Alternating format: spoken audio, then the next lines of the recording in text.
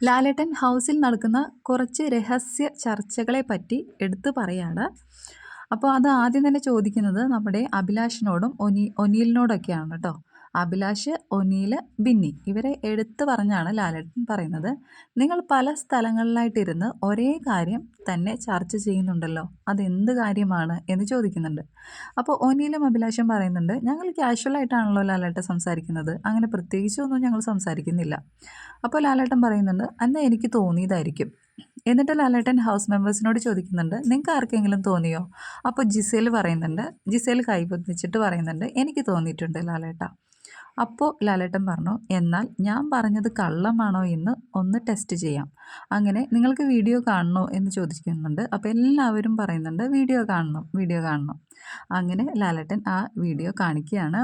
അതായത് ഒനിയിലും അഭിലാഷും ബിന്നിയും ഒക്കെ ആയിട്ട് നല്ല രീതിയിൽ നമ്മുടെ ആര്യൻ ജിസേൽ വിഷയം ചർച്ച ചെയ്യുന്നുണ്ട്.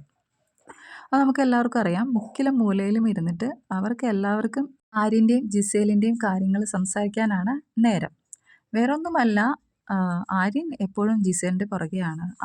ആര്യന് സ്വന്തമായിട്ടൊരു ഗെയിമില്ല. ആര്യൻ എപ്പോഴും ജിസേലിൻ്റെ ഷാഡോ ആണ് എന്നൊക്കെയാണ് അവരുടെ സംസാരം. അതായത് ആര്യൻ ഒറ്റയ്ക്ക് കളിക്കുന്നില്ല എന്നാണ് ഇവരിരുന്ന് ഈ ഒരേ സ്വരത്തിലിരുന്ന് സംസാരിക്കുന്നത് കേട്ടോ.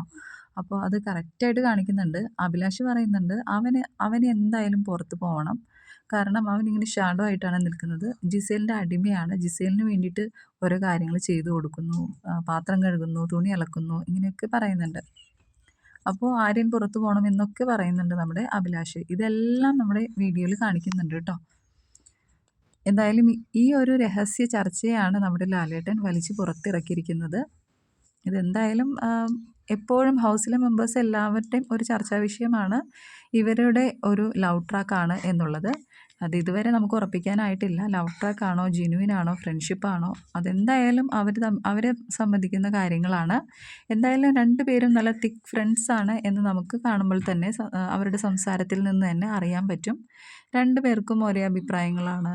എപ്പോഴും ഒരാൾക്കൊരു പ്രശ്നം വന്നാൽ ഒരുമിച്ച് അവർ അങ്ങോട്ടും ഇങ്ങോട്ടൊക്കെ നിൽക്കുന്നുണ്ട്. നല്ലൊരു ഫ്രണ്ട്ഷിപ്പ് പോലെയാണ് നമുക്ക് എല്ലാവർക്കും ഫീൽ ചെയ്യുന്നത്. എന്തായാലും അഭിലാഷിൻ്റെയും ഒനീലിൻ്റെയൊക്കെ ഈ ഒരു രാത്രികാല ചർച്ചകളും എല്ലാം പ്ലാനിങ്ങും ഒക്കെ എടുത്ത് പുറത്തിട്ടേക്കാണ് ലാലേട്ടൻ. അങ്ങനെ ഒനീൽ അപ്പോൾ അതിനൊരു ക്ലാരിഫിക്കേഷൻ കൊടുക്കുന്നുണ്ട്, ലാലേട്ട.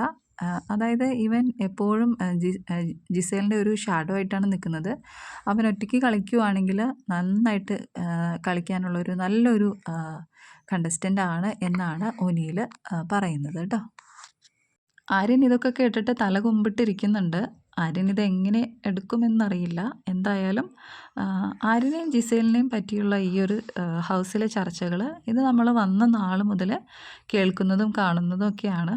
അപ്പോൾ ഇങ്ങനെ പബ്ലിക്കായിട്ട് പറയുമ്പോൾ രണ്ടുപേർക്കും ഒരു അതിൽ ചെറിയൊരു വിഷമവും കാര്യങ്ങളൊക്കെ അവരുടെ മുഖത്തും തന്നെ നമുക്ക് എടുത്തറിയാം. ബിന്നി പറയുന്നുണ്ട്, ഞങ്ങൾ മാത്രമല്ല ലാലേട്ട, ബാക്കിയുള്ള കുറച്ച് പേരും കൂടി ഇതേ കാര്യങ്ങളൊക്കെ ഇവിടെ സംസാരിക്കുന്നുണ്ട്. അപ്പോൾ അങ്ങനെ അക്ബർ കൈവെക്കുന്നുണ്ട്. അക്ബറിനും ഈ ഒരു അഭിപ്രായം തന്നെയാണ്.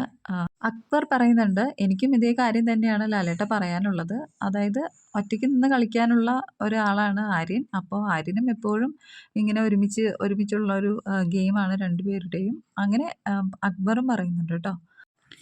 എന്തായാലും ഹൗസിലെ പുതിയ അപ്ഡേറ്റ്സുകളുമായിട്ട് വീണ്ടും കാണാം. അതുവരെ കാത്തിരിക്കാം കേട്ടോ.